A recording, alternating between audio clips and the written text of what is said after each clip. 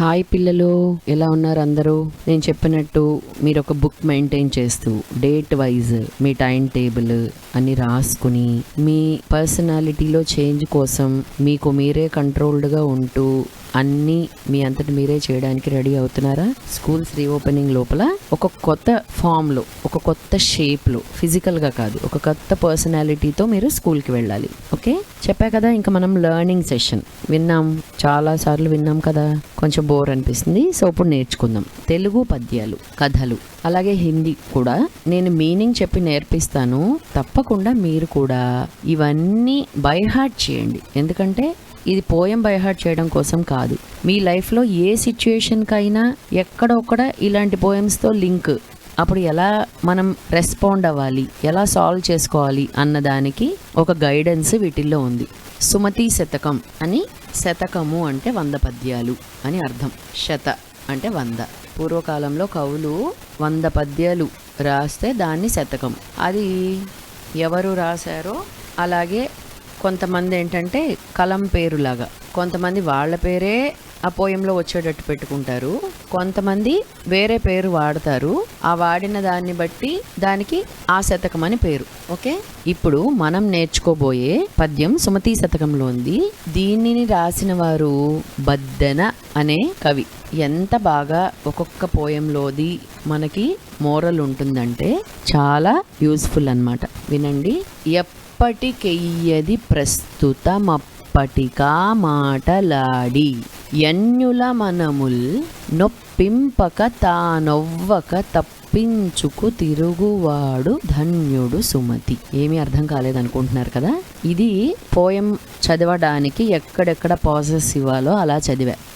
ఇప్పుడు మీకు విడివిడిగా చెప్తా. ఎప్పటికెయ్యది ప్రస్తుతం అంటే ఎప్పుడు, ఏ పరిస్థితుల్లో, ఏది యాప్టో, ప్రస్తుతము ప్లస్ అప్పుడు అన్నమాట. ప్రస్తుతం అప్పటికి అని అర్థం. అప్పటికా మాటలాడి అంటే సిచ్యుయేషన్కి తగినట్టుగానే మాట్లాడాలి.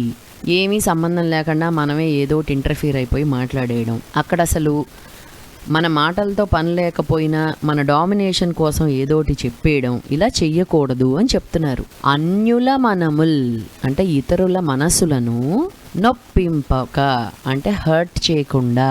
అలా అని ఇతరుల మనసుల్ని హర్ట్ చేయొద్దన్నారు కదా అని మనం హర్ట్ అయిపోయేలాగా వాళ్ళు ఏదన్నా అన్న ఊరుకోవడం కాదు, లేకపోతే మనం హర్ట్ అయితే చెప్పకుండా ఉండడం కూడా కాదు. తానొవ్వక అంటే మనము హర్ట్ అవ్వకూడదు, ఎదుటి వాళ్ళని హర్ట్ చేయకుండా స్మూత్గా, సాఫ్ట్గా, సిచ్యుయేషన్కి యాప్ట్గా ఉండేలాగానే మాట్లాడితే.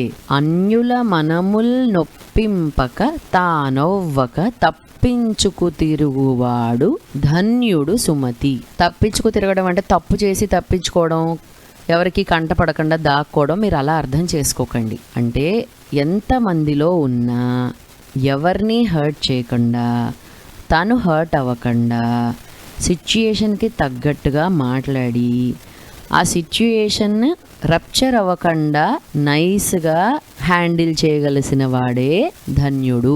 అటువంటి వాడే ఇంటలెక్చువల్ అని చెప్పుకోవచ్చు మనం, క్లవర్ అని మనం భావించాలి అని చెప్తున్నారు. అంటే మనం కూడా అలాగే ఉండాలి అని ఇండైరెక్ట్గా చెప్పడం. యూజువల్గా మనం ఇలా ఉండం కదా, కరెక్ట్గా దీనికి రివర్సు. ఒక ఇద్దరు ఏదో డిస్కషన్ చేసుకుంటున్నారు, మనం వెళ్ళిపోతాం. ఏంటంటే ఒకళ్ళ వైపు స్టాండ్ తీసేసుకుని అక్కడ ఏం జరిగిందో మనకి తెలియదు. ఒకళ్ళు ఏదో చెప్తారు, అది కంప్లీట్గా ఫ్యాక్ట్ అవ్వకపోవచ్చు, ఇంకోటి వర్షన్ కూడా ఉంటుంది. సో జాగ్రత్తగా మాట్లాడే ముందర ఆలోచించి సిచ్యుయేషన్లో అవసరం అయితేనే మాట్లాడాలి.